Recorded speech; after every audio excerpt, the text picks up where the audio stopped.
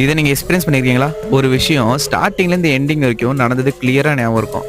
ஆனா அந்த ஒரு விஷயம் உண்மையிலே நடந்திருக்காது. அது பேர் தான் மண்டேலா எஃபெக்ட் சொல்றாங்க. அது தெரிஞ்சதுக்கு முன்னாடி இந்த மாதிரி வீடியோ பார்க்க நம்ம சேனலை ஃபாலோ பண்ணிக்கோங்க.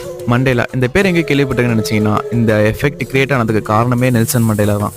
அப்புறம் இதை கண்டுபிடிச்சது யாருன்னா ஃபியோனா ப்ரூம்.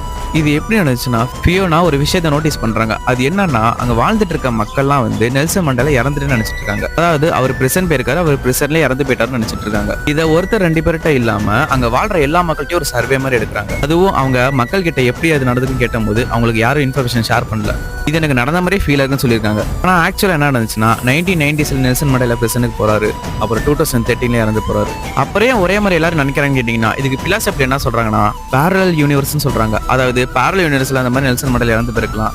அந்த ஒரு மெமரி இங்க கிளிச் ஆகி அவங்களுக்கு அந்த மாதிரி தோணலாம் சொல்றாங்க. சயின்டிஸ்ட் என்ன சொல்றாங்கன்னா, மெமரி வந்து பெர்ஃபெக்ட்டா இருக்காது. நம்ம மிஸ் ஆன பீஸை தானாவே கன்ஸ்ட்ரக்ட் பண்ண ஆரம்பிக்குமா, இந்த மாதிரி தான் நடந்துருக்குன்னு சொல்லிட்டு